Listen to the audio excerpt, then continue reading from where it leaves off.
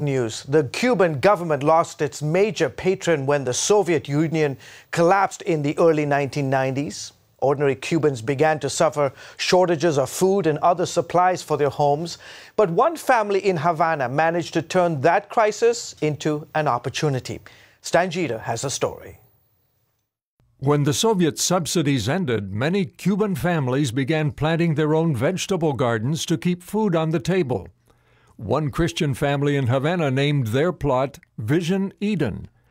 They didn't know their garden would eventually impact school children and parents throughout the neighborhood. The Fernandez family actually started their garden 50 years ago. They chose an unlikely spot.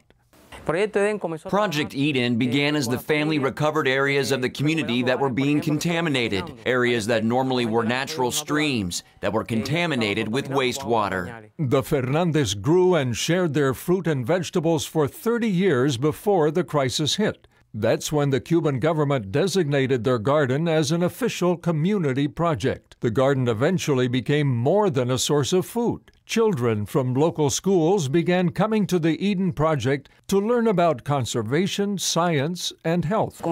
Miguelin's project is unusual because of the work with the environment. Also, his relationship with special schools, especially schools for children with behavioral issues. And after visiting Project Eden, children often take their lessons back home. They grow and they take what they learn here to their own homes. Mom, don't smoke because that makes you sick. This is a very good project for the children. It creates good habits here, at home, at school, with their schoolmates. It complements the activities the children have in school.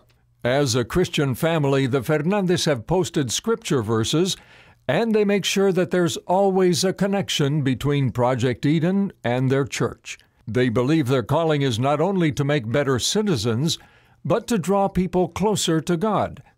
And most neighbors would agree that after 5 decades as a source of good food and good teaching, Project Eden has made their Havana neighborhood a better place to live. Stan Jeter, CBN News.